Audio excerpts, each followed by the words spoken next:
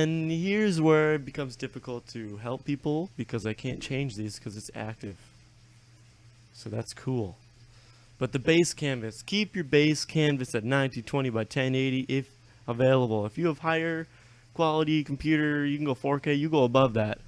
But when you're doing scaled resolution outputting, you need to make sure it's at whatever you changed your output here, your rescale output to, whether it's at this or a lower one, or it's gonna really mess itself up. So you just gotta make sure that if you put it at 1280 by 720, this is at 1280 by 720. You guys, hopefully you know what I mean. I can't circle this enough, even though I can't circle. So hopefully you keep that in mind. So your downscale filter, you can put it at fastest. I know there's a fastest, there's one below it, and then there's Lanxos. Didn't pronounce that right, but who cares? It just sharpens the picture, keeps the sampling going, keeps the frames up to date, and I don't like pixelation when I stream. It extremely triggers me, and I hope it triggers you, because you want people to make sure they can see you at all times, and people will leave because your stream looks terrible. So I'm helping you. This whole point of this video is to make sure the stream looks as well as it can with the amount of bits going up, which isn't much, with 2. So keep it at Lanxos. And here's where it becomes preference. If you want it to go above 24, 30 frames, which is normal, it's average, everyone likes the 30 frames. I put it below just because I know that frames won't get sacrificed over just changing the rates. So if you keep it at 24 low, it might look like I'm going a little slow at points, but I'd rather take that over losing a ton of frames just because my internet's a little slower. So that's also keep in mind. Hotkeys, this is always great when you're really good at streaming and recording. You just click a button, boom, start streaming. You don't have to touch the freaking mouse. Advanced, process priority, it's at normal. I definitely set it for above normal, just because it puts CPU is going to be a little drained, but you're not going to lose as many frames as you normally would with all the plain settings.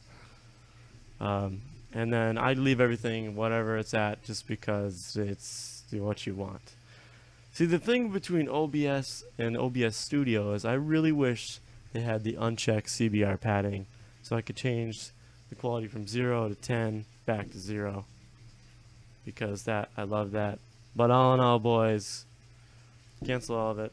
If you guys have any questions, feel free to hit the comment section below. I will be more than happy to help with any questions. And if you have any other kind of questions, I'll put my Twitter in the description. You can definitely DM me. You can slide in those DMs. But thank you guys for watching, and smash that like button. See you later.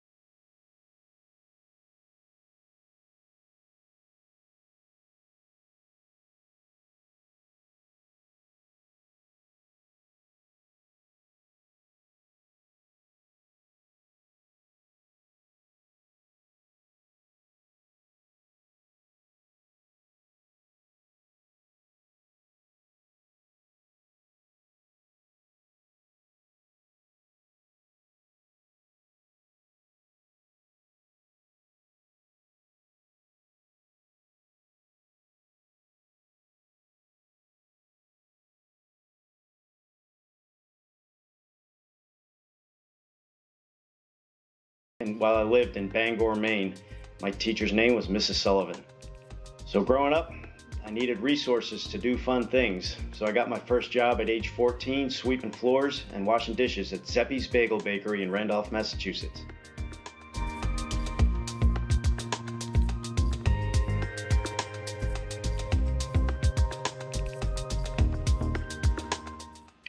We have a final story today that has nothing to do with human spaceflight, but everything to do with the future of astronomy and space exploration.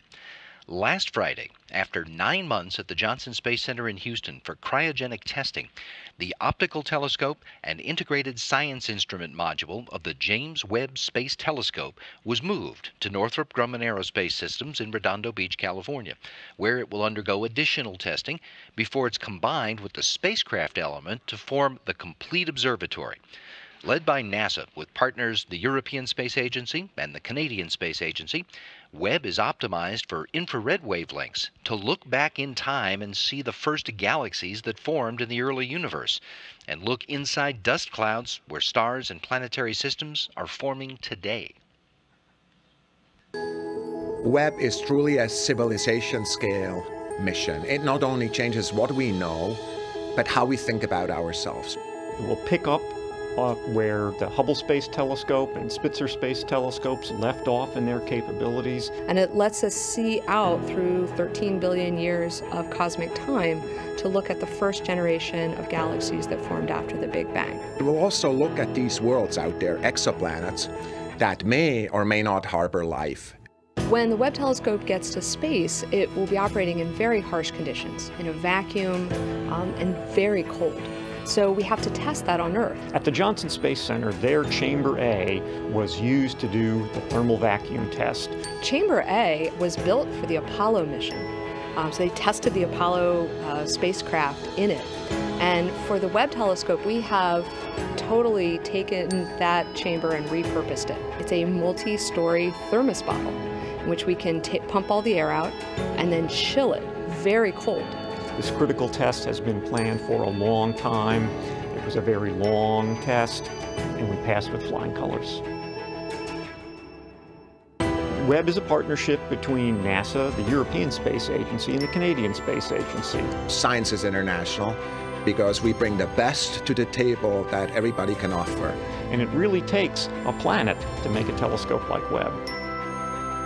It's pushing the limits of technology, and it's going to push forward the limits of science. It's an incredibly powerful tool to take the next step in space exploration. You know, I really feel fortunate to be living right now and be at NASA right now, because for the first time in history, we can address the question, are we alone in the universe, scientifically, with Webb as a major tool.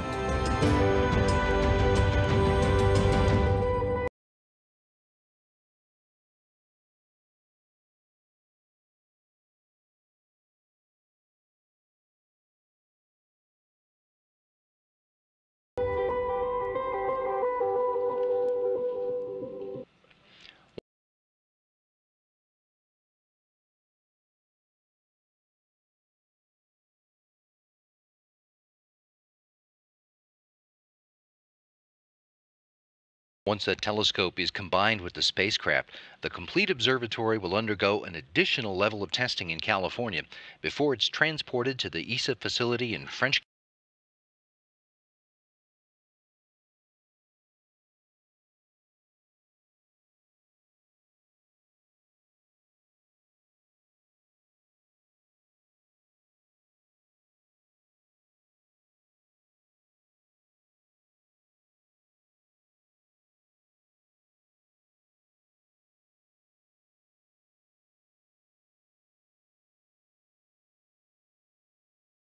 Guyana, from where it's scheduled to launch next year. If you'd like another look at any of the stories we featured today, check us out on YouTube and Facebook, right in the address.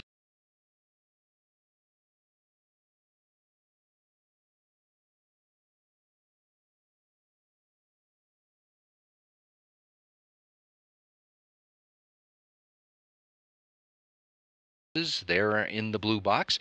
And while you're there, take a look at all the other great stuff you can find about NASA and America's human spaceflight program. If you're interested in good conversation about space exploration, check out Houston We Have a Podcast.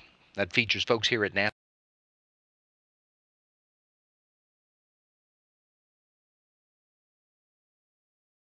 talking about their work and their personal experiences on the job.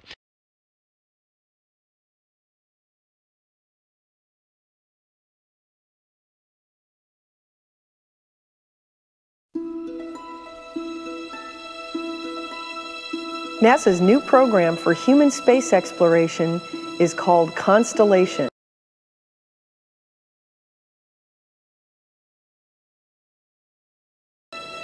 For the first time in a generation, we will be traveling beyond low Earth orbit, returning to the Moon, and expanding human presence to Mars. Exploration must be taken in steps. Because we learn from every journey, there is a link between every place we go.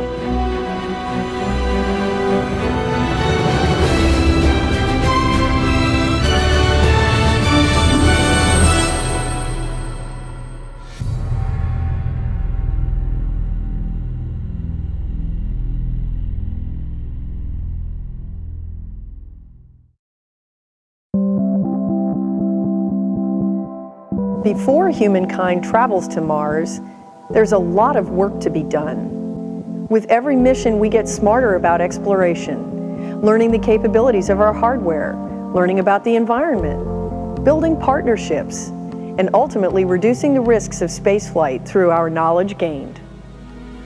Taking our journey in calculated steps, Constellation will first travel close to home, 220 miles above the Earth, to a floating laboratory in space called the International Space Station. I'm Pam Melroy. As a space shuttle pilot and then shuttle commander, I've visited the space station 3 times. The station is the largest spacecraft ever built.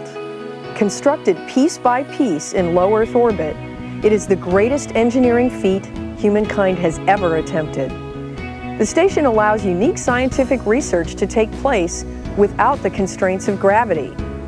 But you might be surprised to discover it also plays an important part in our return to the Moon, and ultimately, humans setting foot on Mars.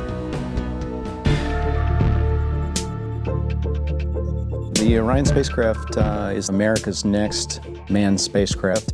So the vehicle is going to be capable of low Earth orbit operations and also capable of going beyond low Earth orbit. Lunar for Orion will be exercised. You need power generation, you need thermal control, obviously all the avionics, you need rendezvous and docking, which are critical obviously for a lunar mission where you're sending a module to the surface and then having to rejoin with it when it returns. So virtually every system that has to be used for lunar is used during those low Earth orbit missions.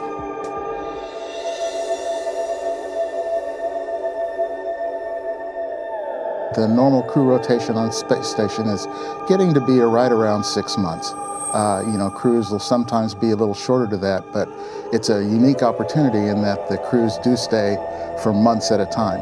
As we all know, when you put a human into a gravity-free environment, it's a new environment for the body, and the body is a very plastic thing and adjusts. And so your bones start to lose bone mass.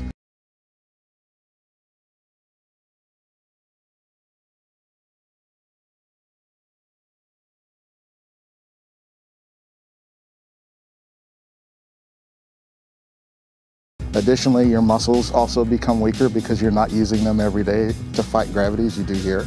And even your ability of the body to control itself from a sensory motor standpoint, how your brain controls the actions of your body, has all been developed against a gravity environment. When that goes away, your motions have to be basically reset. The entire human research program that NASA is currently working with was very carefully reviewed to focus the efforts during ISS on answering constellation-related problems, answering exploration-related problems.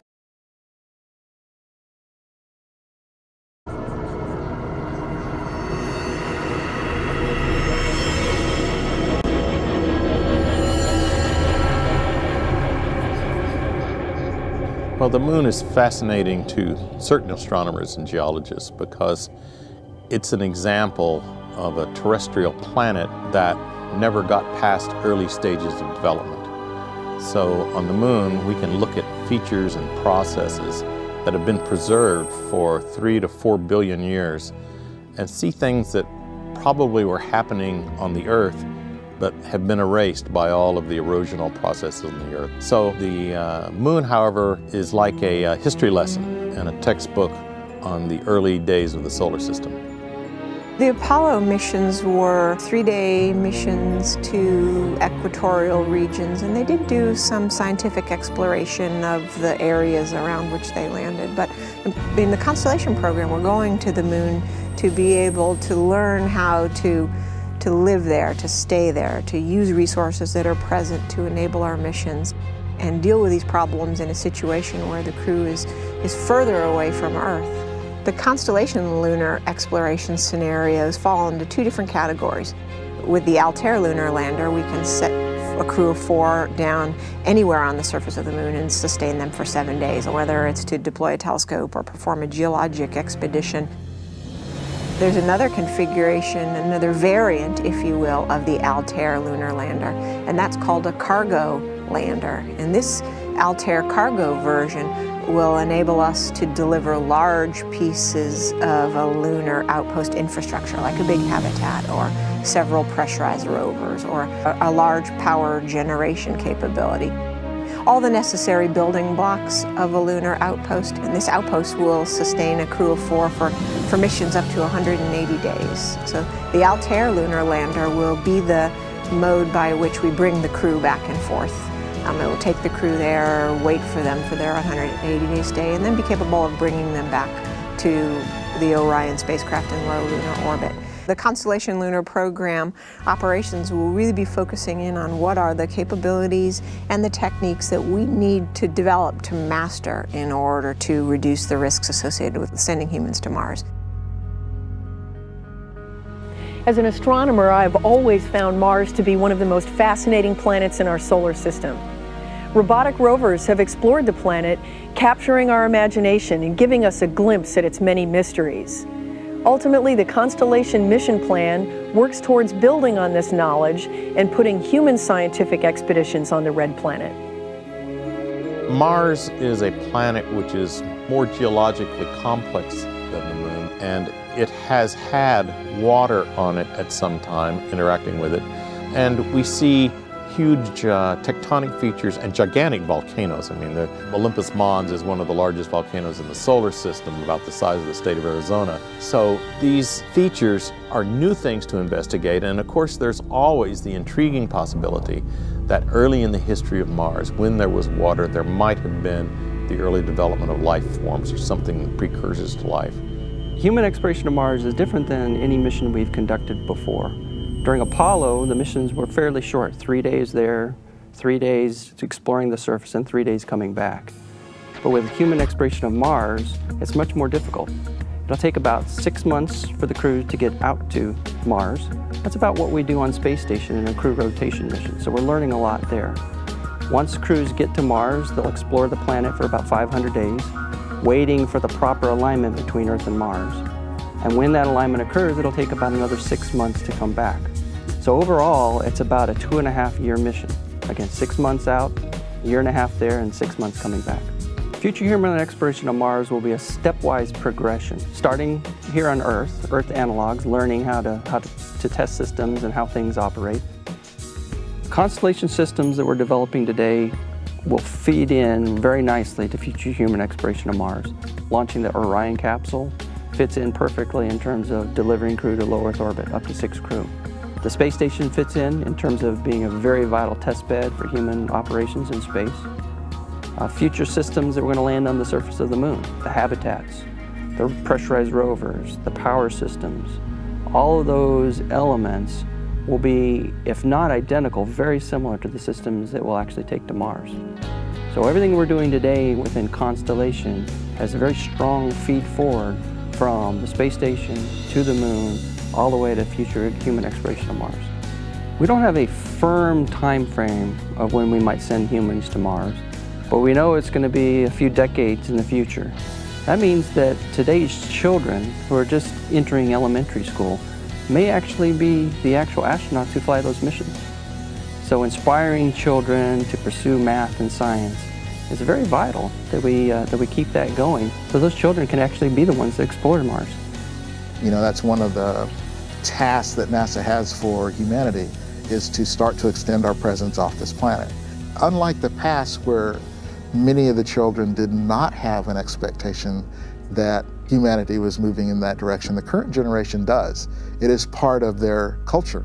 And so I think we'll be well positioned for that as long as we prepare them for all the things that are necessary, that, you know, we commit to education and preparing them for the skills that it's necessary to go there. We feel like we are, in fact, the folks that are keeping that alive for our children. So we're now looking at a process of human movement out into the solar system, which has more than just technical implications. It has sociological implications in terms of technology development, in terms of inspiration of youth, in terms of demonstrating leadership in the world, in terms of creating new opportunities for economics and economical development in space, and scientific implications. From Earth orbit to the Moon, to Mars and beyond, Constellation is taking a vision for space exploration and turning it into a strategic mission plan. To extend our human presence farther than we have in the past, Constellation will overcome many challenges, make new discoveries, push technology, and write new chapters in space history, one destination at a time.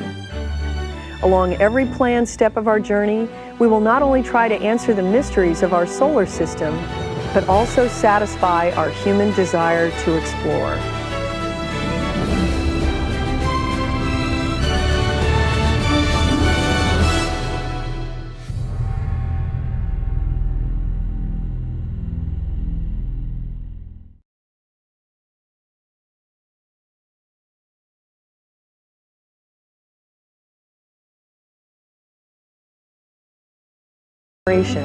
We will be traveling beyond low Earth orbit, returning to the Moon, and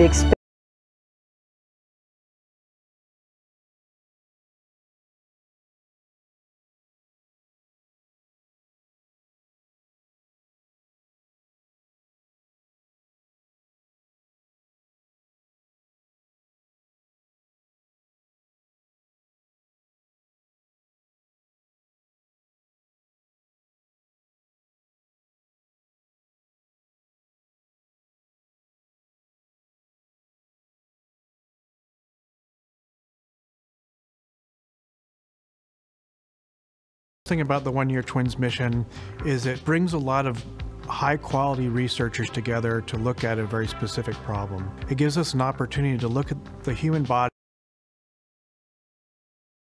in a very detailed fashion that we haven't done before.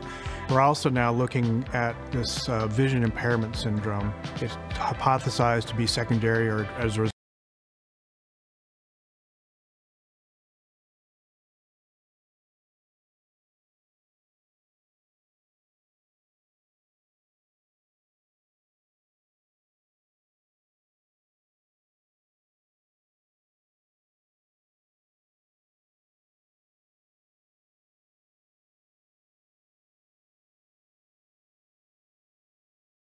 of this headward fluid shift that the crew members experience during spaceflight. So we're looking not just at the cardiovascular system in our laboratory, but we're also now looking at the eye itself.